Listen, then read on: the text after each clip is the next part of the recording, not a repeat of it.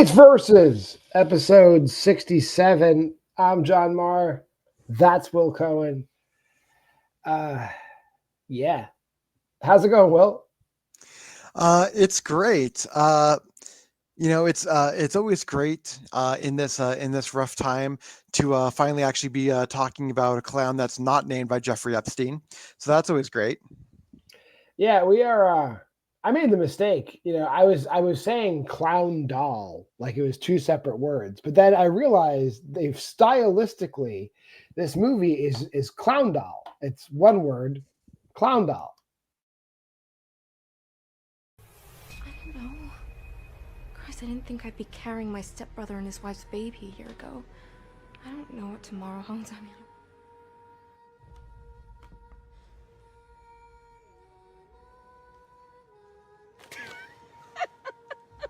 Really? You'll give the poor thing nightmares. I would have liked it when I was younger.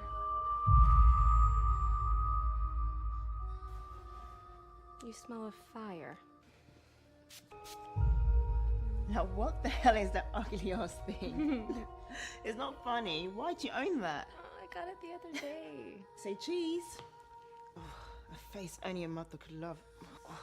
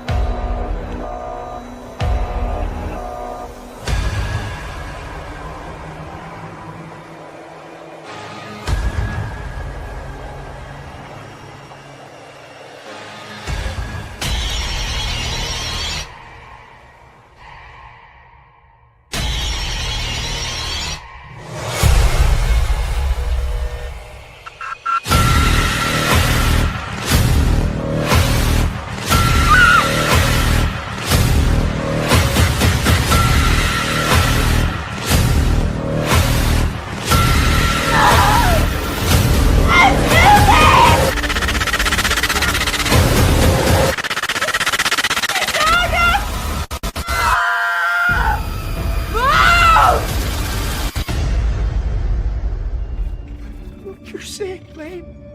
It's all is real. No! And then in the trailer, it's stylistically two separate words. This is another like ITN trope. It's like, it's both, I guess. It's ClownDoll and it's ClownDoll. I mean, really, if you're gonna like say that this is like in typical ITN fashion,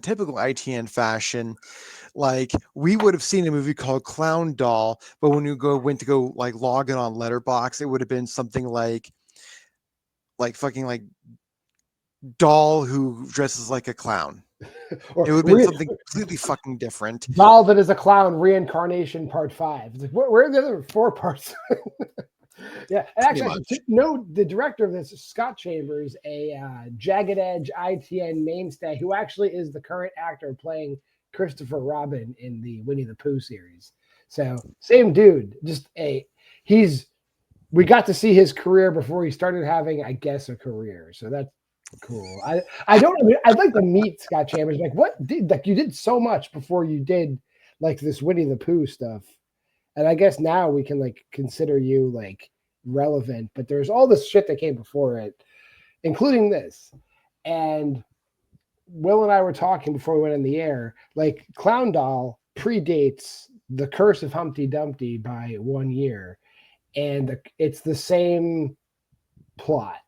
It's like woman buys a doll from a secondhand store that is murderous, and the doll breeds. Jamie, you here?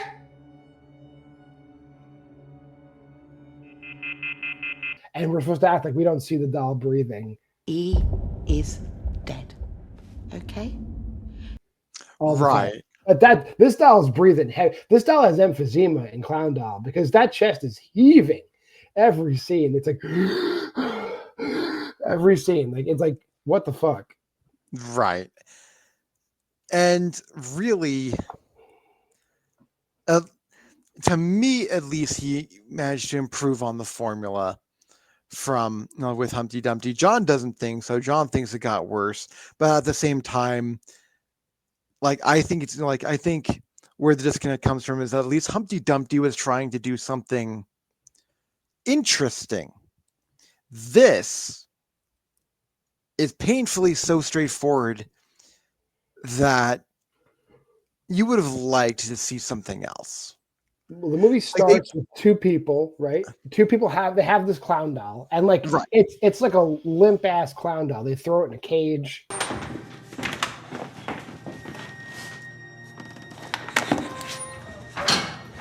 And they're ready to destroy it, but then the dude just takes the telephone call. Like, I'll be right back. I take this telephone call.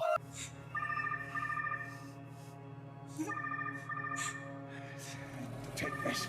No, don't leave me here. Don't leave. God, don't leave me here with it. And he's like they just, if this thing is a murderous, like, I don't understand this. I guess this is like a horror movie trope, but like in ITN Jagged Edge movies, it's like so like laid bare. Like all you had to do is just strike the match before you answer the phone. This guy doesn't even have time to strike a match. He leaves to take a phone call from his distraught wife. Like, you killed everyone. You killed our daughter. Is what they're saying true? Did you kill those people? Did you kill our daughter? Oh my. And then meanwhile, the doll just gets up and we don't see any of the struggle, but he straps this girl to a, I don't know, like a merry-go-round gurney, and then slices her throat with a circular fan.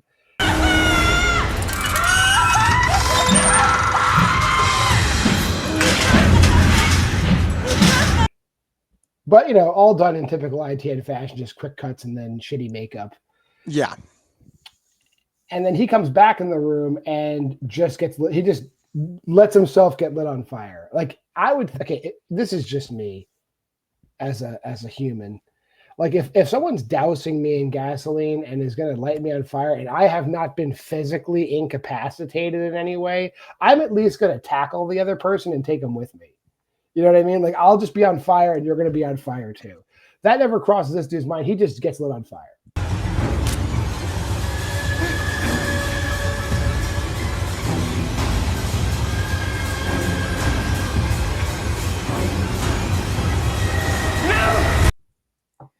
Well, it's even dumber than that because like the guy is like, he like walks out of the room, comes back, and this dumb fucking doll squirts him.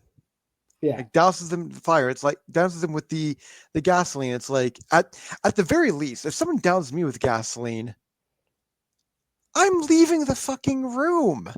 Yeah. Or punch him in the face. Like kick him in his clown balls. Like kick him in the clown balls. Like this thing can't weigh more than like 50 pounds. Kick him in his clown balls. Get out of the room. This is another movie where the antagonist is not like, it's not that it's not threatening. It's just not like substantial. Like No. you could launch this thing. Like you just grab it and launch it. And like no one thinks to do that throughout the course of the movie. And this is not like child's play type shit where like Chucky's getting the drop on you. He just keeps getting the drop on you. That's how he's killing people. Every person, with the exception of maybe one person, like sees this fucking thing coming in this movie. And they're just like at points like this thing fucking walks. Yeah, towards them. They like walks up to them. Scarlett's moving! Scarlett's moving! And then like does something. It's like if I see a fucking doll walking towards me, I'm either walking away from it because we never see this thing run. We only see it like it saunters. It saunters. This thing ambles slower than fucking Michael Myers, and somehow is still ganking people. It's like, guys, you were proving Darwin's theory in the greatest of fashions here. I want to say special credit goes to the first like real kill in the meat of the movie when the friend goes back to the house to find her phone. The clown doll stabs her through the hand with a pencil.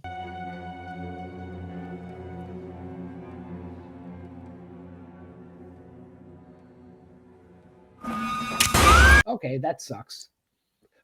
You get a free one. Then she escapes down the stairs and she's wearing shoes. She steps on like a porcelain mug, and this porcelain mug somehow penetrates the entire sole of her shoe and her foot. Even though when they show the close up of her foot, it hasn't.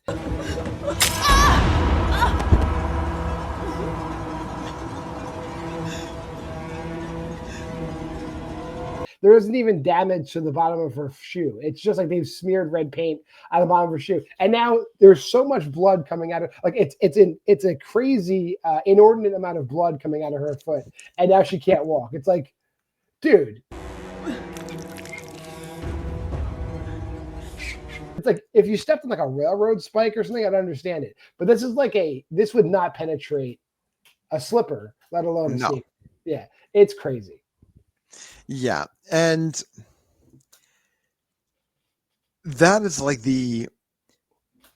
that's the only like I think real earned kill that that this doll gets, and it just spirals out of control from there.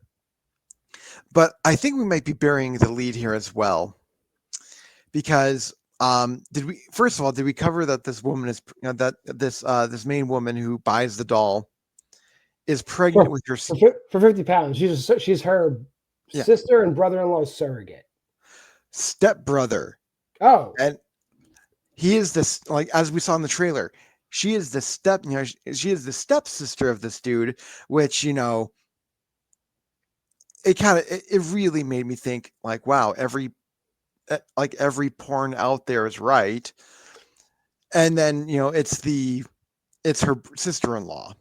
Okay, so or stepsister-in-law or whatever. And is the mom is her mom though, right? Yes, I believe it is her mom. Not that it matters. Yeah, it could be the stepmom and really make every porn out there, right? But so she buys a thing for 50 pounds without haggling. It's like how she sees that thing and that's the dollar amount. Really? Mm-hmm. Yeah. No haggling? No haggling. It's not about money. It's about giving him a good home. That they come up with. No, I would think, I don't understand how the doll would get from where we see it first to a thrift shop when it would be like evidence in a crime. And they're like, oh, it smells like fire. Yeah. Like that was obviously found next to it, 2 dead bodies. It would be in a police impound somewhere. But no, it winds up in this thrift shop. Right. She buys it because she's having a baby, even though the baby's not going to be her baby. She's giving the baby away because she's the surrogate, and there's no way they're going to want this fucking clown doll. But let me buy the clown doll anyway. I'm just the logic isn't logicking. I mean, there's no logic in this movie at all. So we're just telling you facts. Yeah. And you can sort out whether it's stupid or not. Moving on to the will you be insulted as a horror fan portion of this movie, they lift Tiffany Valentine's kill from Bride of Chucky wholesale.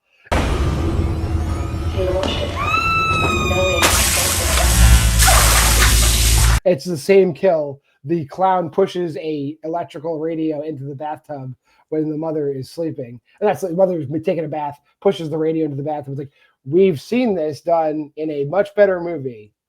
Fuck you. Absolutely. But we're also bearing another really ridiculous lead here where somehow the spirit of that's inhabiting the doll is calling this girl Scream style. Yes. Okay. It's a serial killer inhabiting a doll, which we've also seen done before. And yeah, the mom makes the daughter buy a landline for the house. And it's for I think for £5 more they get the phone. But the phone is it's like a multiple extension phone because there's more than one phone in the house. But every time they shoot the phone, the place where the cable, the phone line would go into the phone, there's nothing plugged in the phone jack. Okay. No problem. Thanks.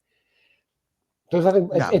They're just holding phones that aren't connected to anything, talking, and they're showing it to the camera. You can see the phone jack over and over again, and multiple people use the phone and hear things. granted, they run the angle like is is Lane crazy, or is she really on the phone? But they never flesh that out because multiple people touch those phones and use them when they're not plugged in. So I don't. Right. I guess this is good. Plus, the mom set the phone up for her, so the mom is the one who would know whether or not the phone was working, and the phone's not plugged in. Ever. Right. So Yeah. Again, this film has a straightforward enough premise where it should have made sense, and they do enough to completely derail that, and it gets really dumb, especially when we get into like the. I don't remember another kill in between that and I think it's either the steps. I think it is either the sister-in-law or like her friend who. that's the sister-in-law gets hung. Yeah, the sister-in-law. Yeah. I don't believe there's another kill before Yeah. that, but This like clown is strong enough to literally, like, hand over hand hang someone.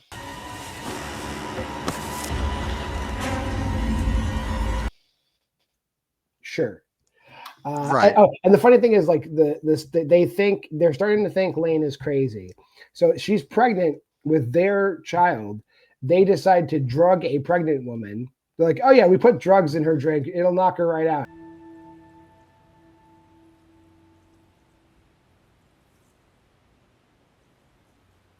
Then the clown drugs the girl with the same drugs.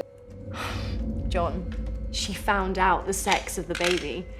We're having a baby girl. I know. And it's like some paralytic because her legs stop working. And she's Right. like crawling down the hallway, and the clown just hangs her. Cool.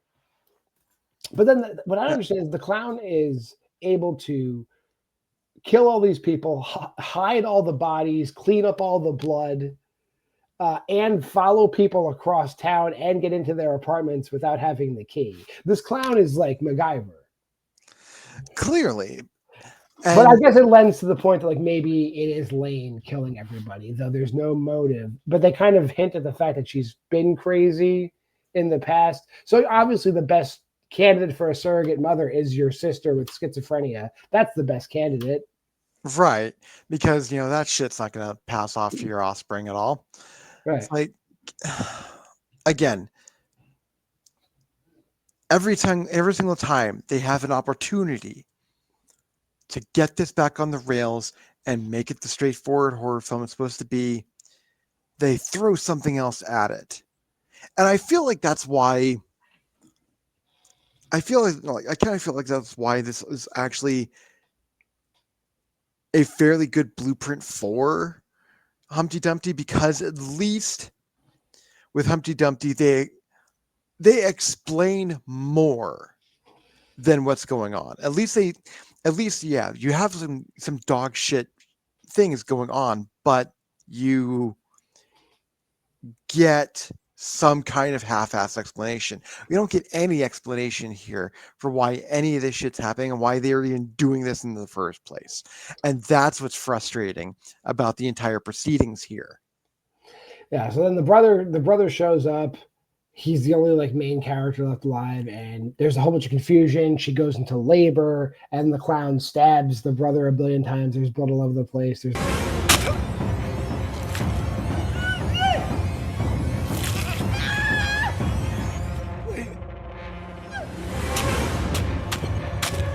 blood all over her, and the police show up. The clown collapses to the ground like it's Toy Story, and then she gets arrested for all the murders, and that's the end of the movie.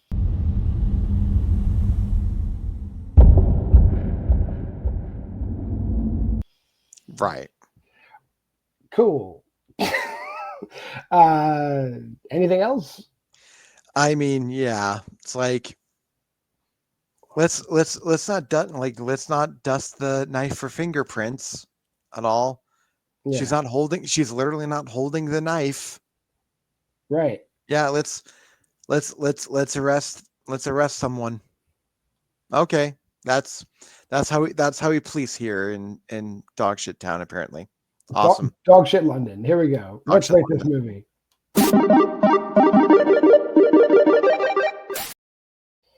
I'll go first. I think we rated this the same again. I mean, it's not like the worst movie we've ever seen, but it's also like just it never like even makes an attempt to make sense. Like it. No. 1 out of 5. Yeah, I also gave it 1 out of 5 for the exact reason. Now I like, a little peek behind the curtain. I had attempted to watch this. I think it was when it was either like Tuesday or Wednesday night, and I just couldn't do it. Like I was not willing to pay attention to this movie because it's like I think it was like 30-40 minutes in. I'm just like, no, I am not in the right headspace to watch this kind of dog shit right now. So I wait until Friday night to attempt it. And I'm like, oh wow, no, it wasn't me. This film just fucking sucks. Again, like I said it before and I'll say it again. Every single time they had an opportunity to make this a straightforward thing, they like, oh well, wouldn't it be clever if? It's like, if you're going to throw all of this shit at the wall, either have an explanation or set it up better. Mm-hmm. They did none of that. But is this Louisa Warren levels of terrible? No. Poor Louisa. My Facebook friend, Louisa Warren. Yeah. Why she follows either one of us? Yeah. It's baffling. It's a relationship. It's a relationship on some level. Yeah. But on that level, after when you invoke Louisa Warren, you have to end the episode. So if you made this far in the episode, like, comment, subscribe, and share. Go to the Facebook group, Why We Love Horror. Check out the Letterboxd challenge over here at that website. Schedule here is always the same. Sunday is Why We Love Horror TV. We're still covering Dexter Resurrection. Monday's Versus, you're watching it. Tuesday, Why Liv Loves Horror. Wednesday, Aaron Unwinds. Thursday, the Why We Love Horror Letterboxd Challenge watch-along show. And every Friday, 2 episodes of Why We Love Horror Trivia. Until next time, I'm JWMaher. That's Will Cohen. This has been Versus. We'll see you next week with Abigail Haunting. I don't even know what the hell that means.